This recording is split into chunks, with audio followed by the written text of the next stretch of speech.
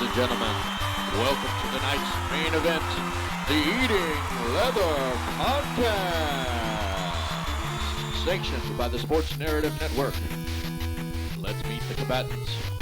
In this corner, weighing in at a svelte 300 pounds, Brian, the paper champ, Henning. And in this corner, weighing in at 195 pounds, your host and cruiserweight champion of the world, Dynamite, Darren Boyd.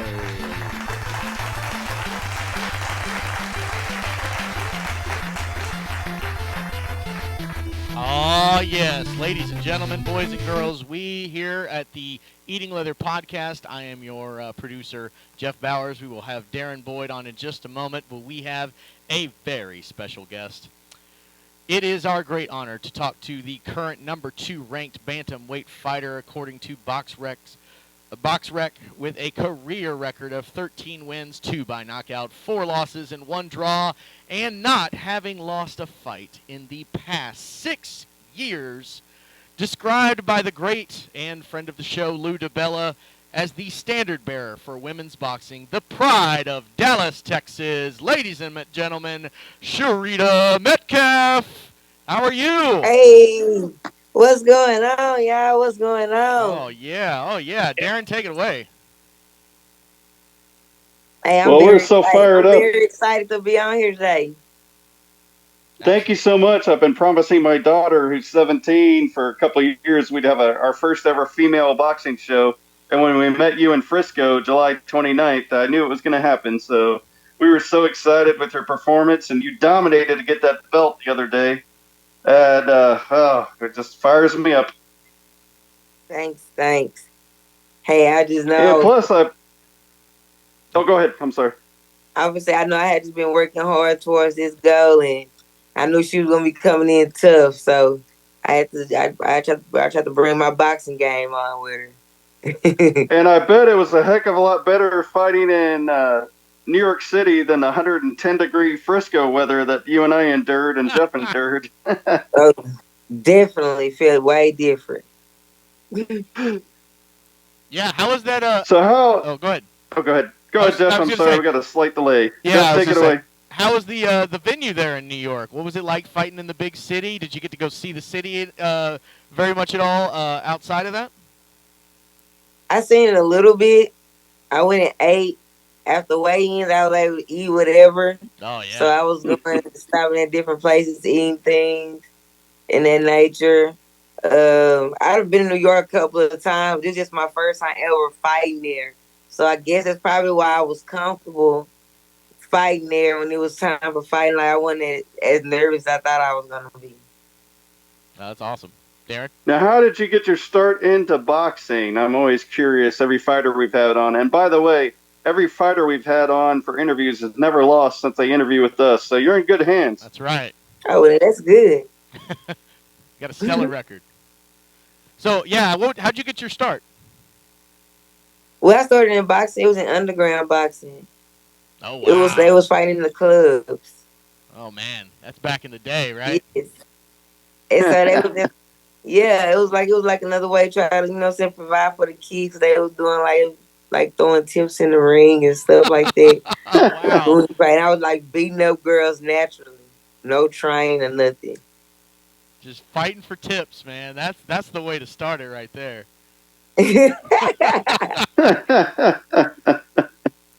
Yeah, I think Darren might have to resort to that pretty soon, so it'll be all right. Yeah, we're healthy again. I was just saying, I bet it was all right back in the day. So when did this turn pro? When did you kind of have that turn that corner into let me train, let me actually do something with this?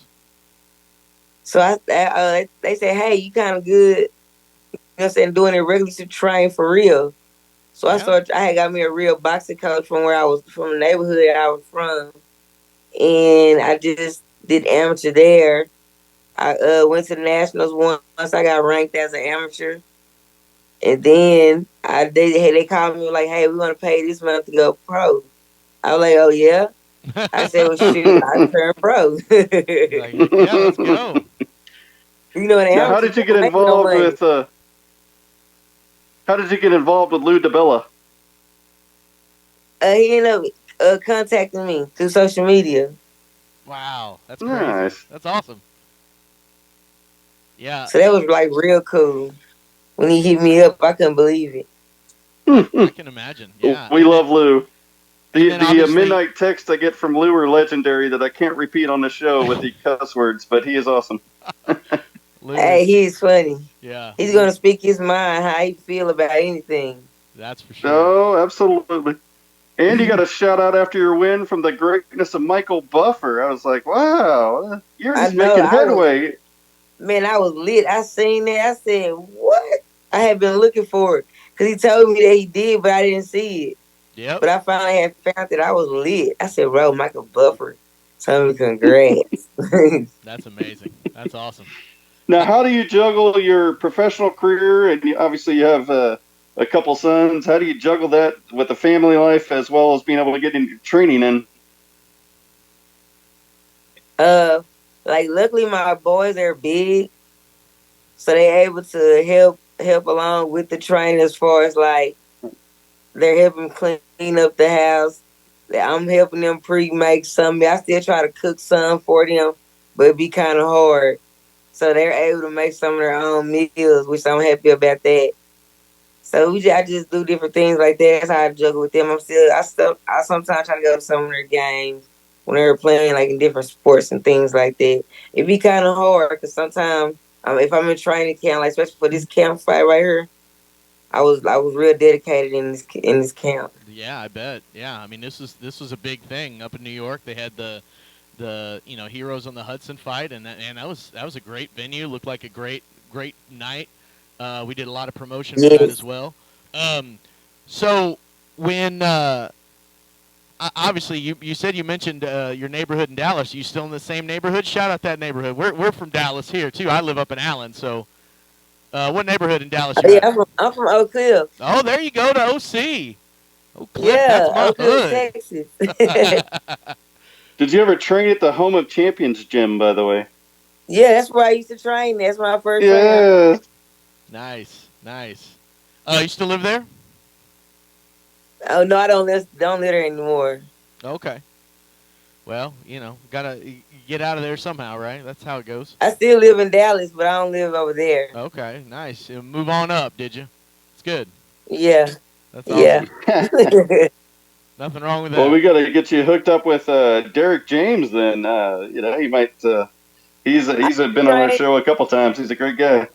I used to train with his brother, Maurice James. He used Oh, to be my coach. Oh, nice. nice. Very cool.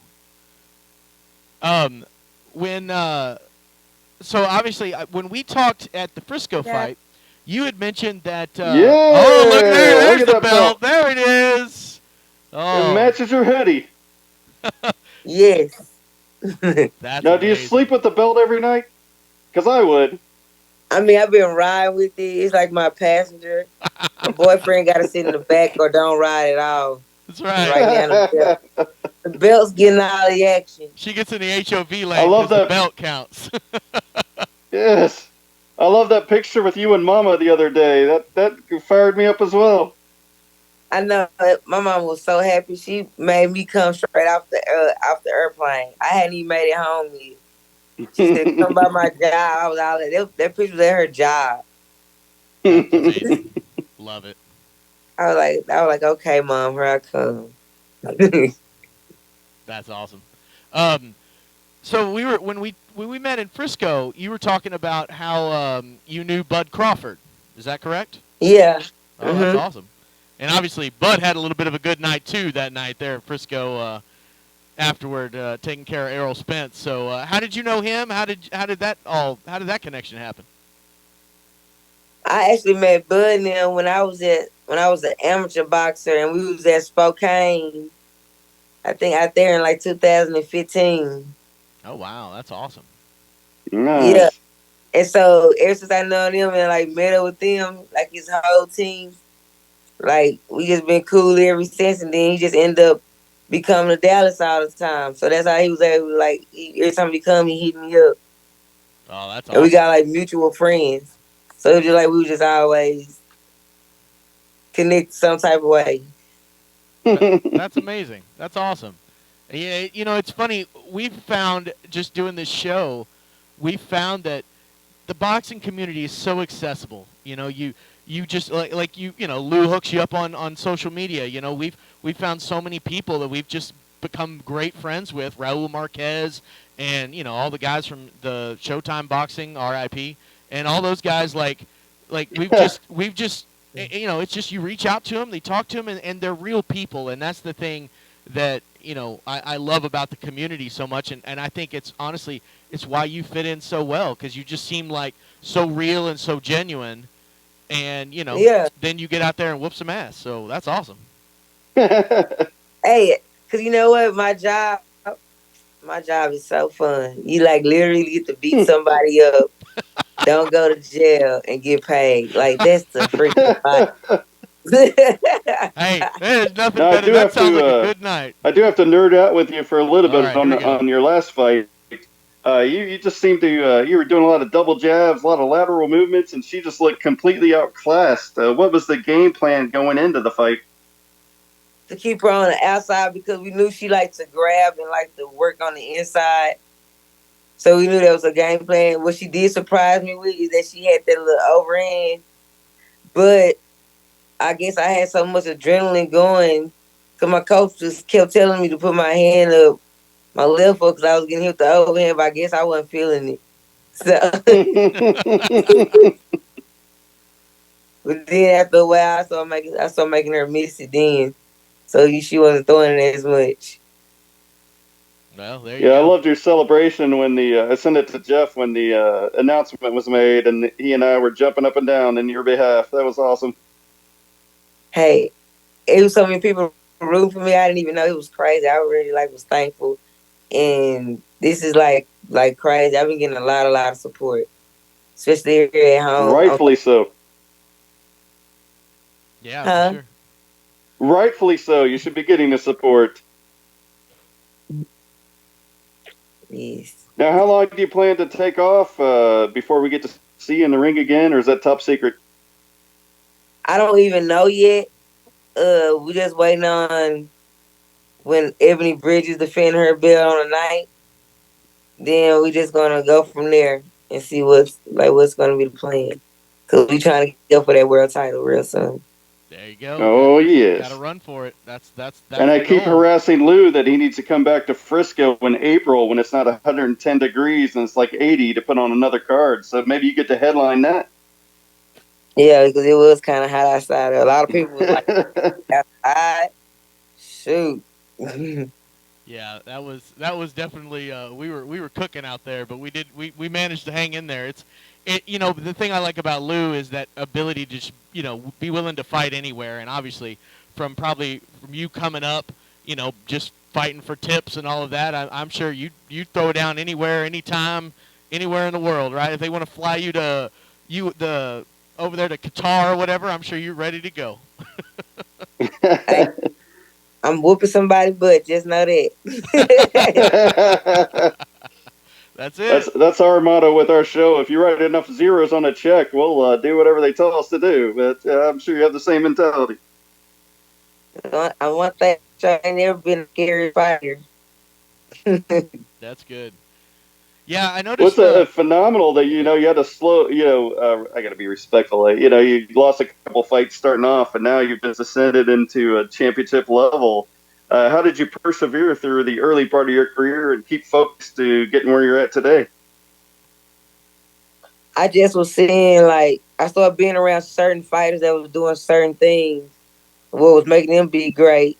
So I started incorporating investing more in my boxing career. And then I also made sure I'm even though I'm a fighter who not scared to fight anyone, it's just a business, different things a business move. You know what I'm saying? So I was people that was helping me make better decisions Yeah. and things like that. Because even though some of them fights, we still felt like I won. But I went to them girls' hometown And so you gotta pretty much stop them and stuff like that. For Marcelo scores the bout 90. There was the this is the announcement right there. To 91. Sorry about that. In favor of the winner by way of unanimous decision and the new IBF Intercontinental Bantamweight Champion. Yeah. Shuretta Metcalf. Let's go. Whoa. Yes. Does that still give you chills? Like, does that still get you going when you hear that? Man, I've been watching that over and over. Like, believe it. Like, man, when I started jumping up and down, I had to calm myself down. Yeah. That was just. Sure, love it. Love it. That's awesome.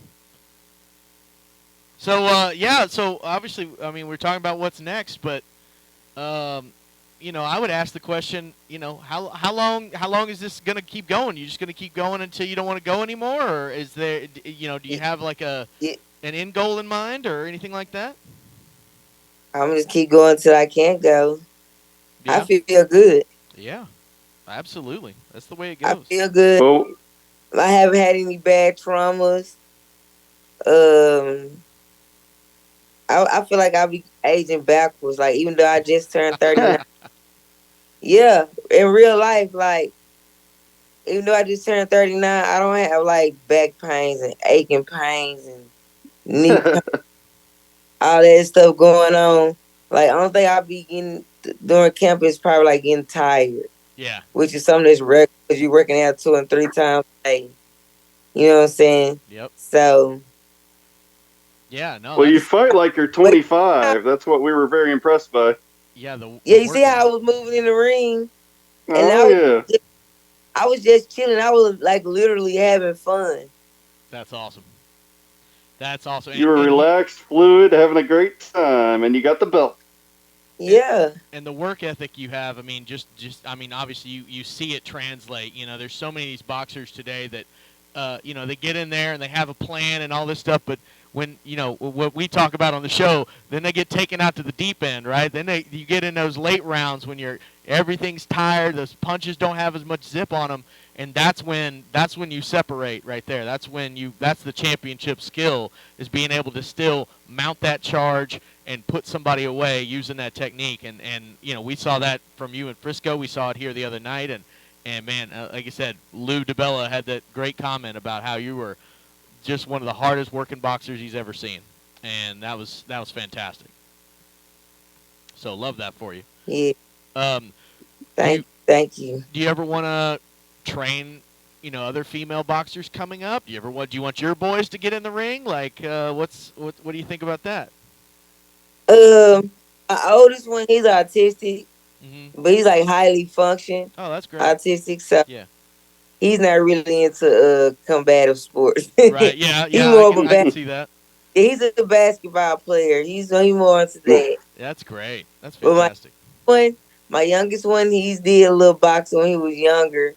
He didn't compete. He would just spar a lot. Yeah. Because he out here getting in trouble and I take to the gym to teach him a lesson, but he ended up beating the other boys up. Because I would like work with him a little bit. So my youngest one, that's the only one, but they don't really want to do it for real, though. He played football mostly. Well, that's good. I mean, it's Texas, so. Ooh, what position? I think, what was that, what position? I'm not even sure. I know he's on defense. There you go. So he likes hitting people, just like Mama. If he's a safety or a linebacker, he still gets to hit people all the time, so that's good. Yes, and then this is the thing too. He just started this year, and he started right when I had this fight coming up. So I've been training. Oh, okay. Pretty much the whole time. Yeah, I got my youngest one is in middle school playing football, and so yeah, I try to go to those games as much as I can. So yeah, it's fun. It's fun to watch him learn and the teamwork and all of that stuff of the things that sports brings to the table. Like obviously you're a shining example. Perseverance, learning what you're capable of, right? And then honestly, being able to stand there toe to toe with somebody and just take and give punches and take, man, that's a skill for life that you can't learn any other way, because life's going to punch. and you got to be able to defend yourself and punch back, and that's the way it is. Punch back. Yep. You got that. And yeah, so that's awesome. Darren, what else you got? Oh, well, we just thank you so much for coming on. We wish you the best of luck and hope to get to see you in person again. This has been a phenomenal interview, and you're the champ, and no one can ever take that away from you again. And we're so excited. Yes, it was a pleasure coming on here. This was so fun. You guys really cool. I can't wait to y'all see me again. Hopefully, I'll be holding a world title belt. There it is. You know what I'm talking about. That's what we need. So everybody, follow her on X at da_slim_goody. We got it right there on the screen for everybody. Like I said, as much support, as much love as we can give.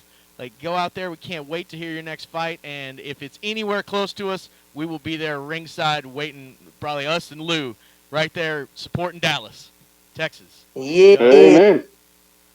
All right. Thank you so much. We're going to sign off right here. And there we are. We'll do that right there.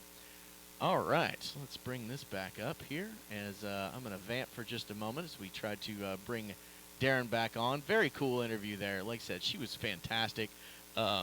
He said so cool to meet in person when, when we had that chance to do the fight in Frisco. That obviously you can see all on the Sports Narrative page, all those things we have up there. So let me get him back on the line. And yeah, like I said, just a phenomenal interview with her. She's so cool.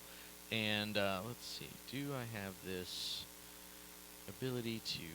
Let's do this and that. All right, so just vamping a little bit here. By the way, Jeff Bowers here, Eating Leather Podcast, and we have all kinds of.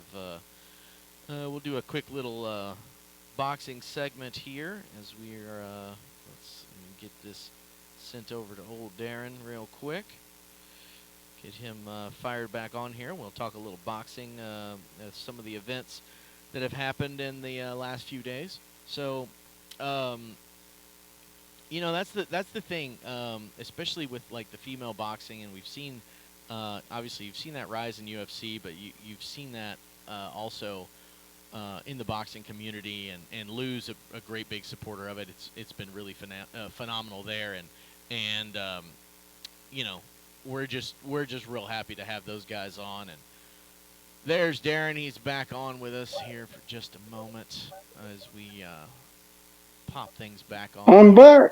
He's back. Look at that. How about that? So what are your thoughts there? Post game from the Shuretta Metcalf interview, and so yeah, I thought she was great. Like I was just kind of vamping, talking about female boxing in general, and how dude. The idea of her starting, like, getting tips as they just throw it in the ring, that was phenomenal. Such a fan of that. I love interviewing our fighters because they offer so much insight, and like you said, they're so accessible compared to our NFL draft shows where we get our guys on and they're very canned interviews and afraid to say anything. And everyone we've interviewed has been a blessing, and they're just so open and honest, and they'll tell you how they feel and how they started, and I think it gives a lot of unique insight for fans to really get into those individuals' career. And we will have a very exciting announcement coming up in the very, very near future about a fighter that I've been obsessed with for a long time.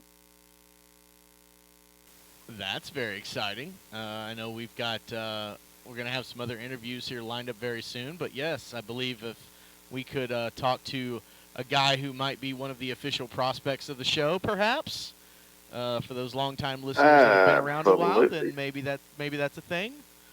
So. And we may have a heavyweight contender lined up in the very near future as well. So things are popping on the Eating Leather podcast. Yeah, and now that you're on vacation, I got to put you to work while you're on vacation and take advantage of your time. Hey, I'm in. This is great. We'll get the new setup here as we're efforting.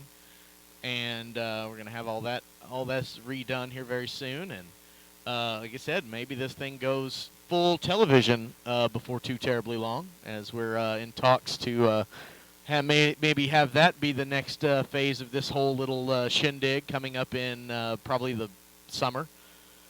So that's exciting. And our wives will finally stop telling us that we have a face for radio and actually believe we have a face for television. So that will be awesome as well. It really We'll actually have to shave. I know. We'll actually have to look presentable for doing television. It's going to be tough. Darren's going to have a makeup person. It's crazy. All right. I was in a movie. I can plug my movie I was in with Matthew McConaughey, Renee Zellweger, and Matthew Fox. It's called My Boyfriend's Back, filmed in 1992 in Georgetown, Texas. I got more screen time than any of them. I, too, was in a movie. But that's a whole other conversation. So, okay, so let's talk a few boxing news. I'm going to just throw out some headlines to you and absolutely let you react. First of all, our boy Jermell Charlo gets a nice win, says he is back, full on back. That was an utter destruction, as he told us off the air that was going to be. And he went to the body early, and Molina was well overmatched. He took the kid to school and got him out of there in the first round. Yeah. And by the way, took that guy apart. We love all of our veterans for Veterans Day. He and our guest host, Gabe, all served for 20-plus years in the Marines, and we can't thank them enough for their service. Yeah, 100%. 100%. So, let's see. We've got the Shakur Stevenson and Edwin De Los Santos coming up. Coming up on a rare Thursday date. That's very interesting, but Yeah. I get it with Thanksgiving coming up. But that should be a showcase fight for Stevenson. Should. I mean, Shakur, man, what was his last fight? Oh, gosh. Yeah, it's been a minute. I was it's been a hot minute, as the kids say, or used to say, but I'm Yeah. old and uncool. But yeah, this should be a fun one, though, because De Los Santos has got power, 16-1, Yep. 14 Ks. He's coming forward. There's no doubt about that. No doubt, and going to be in Vegas at the T-Mobile. Oh, you know why it's Thursday? Because the race is this weekend. The Grand we Prix. saw that on the Cowboy. That track looked amazing. Yes, I was fired up for that. That's now, why, you've been to 'cause Vegas way many more times than I have, and they're I was like, having that whoa, on that looks Thursday, amazing. which is when everybody comes in town because the qualifying's Friday and the race is Saturday, I believe. So, yes. That makes perfect sense. Look at that. See? Oh, we bring you stuff that nobody else does. Let's see. Cares about? Let's see. There's talk that Terrence Crawford's trainer is not happy about Jaron Ennis being elevated. Yeah, that was a weird situation. The champ getting stripped of his belt while Charlos don't fight for years and they get to keep their belts. But, I mean, if you want to go on a rant about that, go ahead. It doesn't matter. I just want to see the best fights being made. Yeah, and boy, that has been rough. Have we been on here since the big fight in Qatar, the big heavyweight non-championship? Oh, we haven't. That was where I was going next. All Great right, minds hit me. think alike. We didn't share a run sheet with each other, but what do you think about the Fury fight? I know you and I were texting back and forth, but share with the audience. Man, that guy, so much respect. We have seen so many boxers that have just, with these UFC guys that try to make the transition, and they just can't do it. They just can't do it. It's a completely, it's a completely different animal, and yet, my goodness, Francis Ngannou fought the fight of his life. He absolutely got robbed, which, again, our friend Lou DiBella totally agrees. He won that fight, at least on my card. I had it easily him winning. Now, we all know that in Qatar, they ain't going to let him lose there.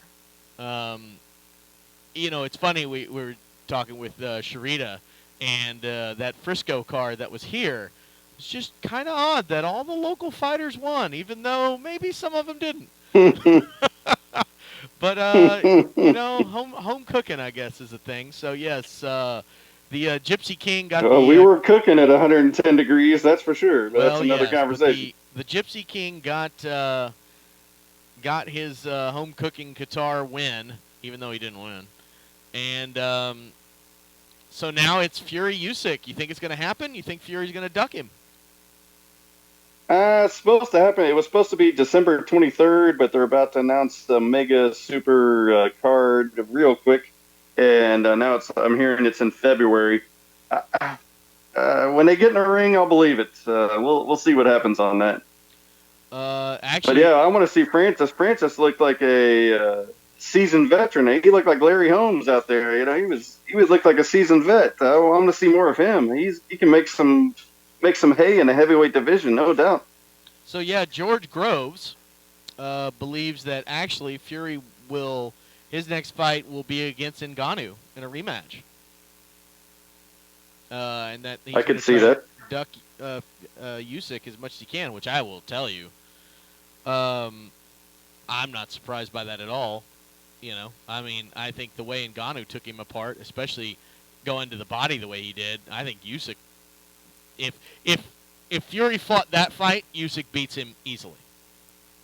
Oh yeah, as long as Usyk can get inside and attack that flabby body, he's gonna have an easy night against Fury. Yeah, if he stays on the outside, things won't end well. But he's way too polished a boxer and too smart to stay on the outside. You know, the other and he's got the skill set to get inside. The other thing that was fascinating about that fight is that they weren't letting him tangle. You know, they really weren't. And the ref obviously was very sensitive to this guy being a UFC guy. He didn't want him in there trying to put him in a hold or break his arm or whatever, right? But and you would think that, oh man, that's really going to hurt the UFC guy, but it did not. Ngannou stayed at distance and fought his fight. Uh-oh, I lost you, Darren. Oh, Darren's gone. He's gone into the ether. But it really hurt Fury because Fury couldn't put his weight on him like he likes to do, and just couldn't hang. So yeah, very interesting there. Oh, here comes Darren back. So yeah, I thought it was fascinating to see that, you know, that ended up actually hurting Fury more than anything else. Yeah, because when you're 300 pounds and you can't lean on a guy, that makes a huge difference. So I was very happy that the ref wasn't letting him clinch very long. Yep. Let's see. Oh, we've got the Benavidez fight coming up. Yeah. On November 25th. That's also going to be a good one. Benavidez with his 27-0 record. That should be a fun one. I don't know much about the other guy. Talk to me about the other guy, Demetrius Andrade. Andrade? Sure. Well, let's see how I word this. We were going to have an interview with him a couple of years ago, and he issued demands and wanted his dad on the interview. And I get very, as far as creative control of our show, that didn't sit well with me. So he may not be a fan favorite of the Eating Leather podcast, but he's a very technical boxer. That's fine.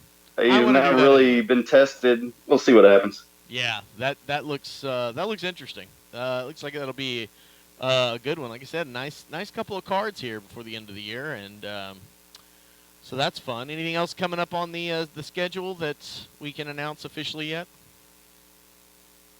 Well, there's the December 9th ESPN card that we're trying to effort our official announcement with one of the fighters on there. Very good card here there in Florida. And our beloved young heavyweight who we're trying to, Torres, who we're trying to effort to get on before he becomes a mega superstar, was just announced today.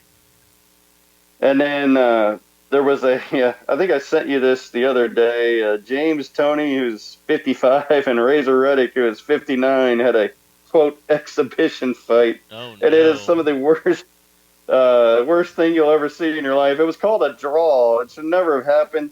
As Lou said, people should be criminally arrested for making that fight happen. But, yeah, just leave it at that. Oh, by the way, in non-boxing boxing news, Jake Paul's next opponent will actually be a boxer for the first time ever. He will take on Andre August, who is 10-1 as a pro boxer. Now, that's a very generic term that they have done here. That'll be on December 15th in Orlando, which it should be because it might as well be a Disney World fight. Fighting Yes. at cruiserweight, so 200 pounds. All right, so Jake Paul's back up to my weight. So I'm cruiserweight right now. I'm ready to go. What do you think, Darren? Can we take Jake Paul? Oh yeah, give me 6 weeks in the gym with you, and we'll hit the pads, get you ready to rock and roll. Double jab, right hand him, just throw straight punches. You'll take him to school. And I can fight orthodox or southpaw. I can go either way. I love it. I know one of our future guests is efforting to fight him big time because he wants a good payday and an easy night. There it is. Well, so an 8-round fight. Here's what I love about this story. Thank you, ESPN, for writing the story the way I would have written it. This represents a shift in strategies for Paul, who in his career, in his boxing career, has faced primarily older MMA fighters who have not made a name for themselves.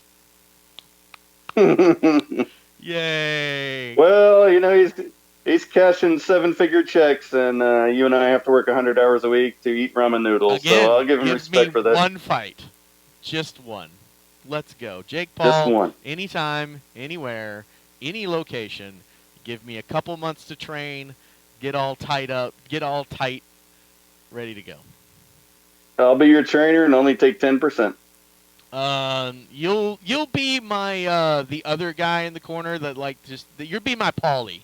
You'll be my Paulie.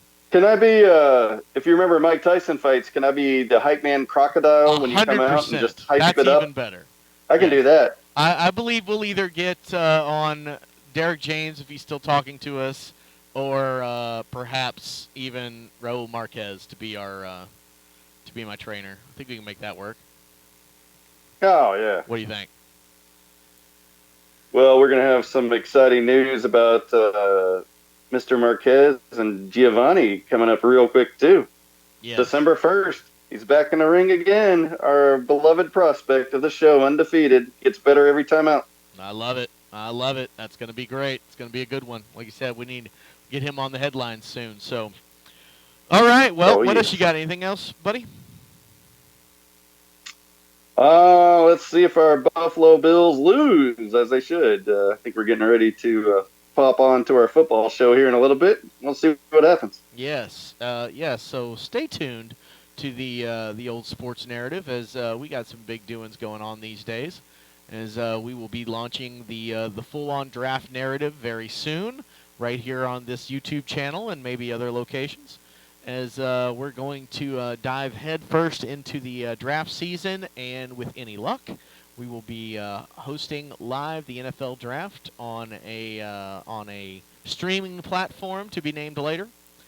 And yeah, man, I'm looking really forward to that. We've got the Shrine Bowl this year, which they've just announced that they're going to allow college juniors, to be in that. So, oh yeah, Darren and I will be there at the Star in Frisco, setting up shop and talking to some prospects. We've got a couple of agents lined up. We got things happening, man. So please stick by the sports narrative, as I believe it will be worth your while here in the very near future. Get on the ground floor. We're pennies on a dollar stock investment right now, and things are going to take off in 2024. And when we're at the draft, our beloved Bronco McCart's going to come hang out with us. I told him I got to buy cool shades like he always rocks. So oh yeah, I'll set up a GoFundMe page so I can buy cool shades. Yeah, man, it's going to be fantastic. So, without further ado, let us get us to some football tonight for the great Darren Boyd and, of course, the amazing champion, Shuretta Metcalf. I am Jeff Bowers saying be safe, be well, and have a great week. Contact the show via Twitter @EatingLeatherPod or find us at sportsnarrative.net, your home for sports talk greatness.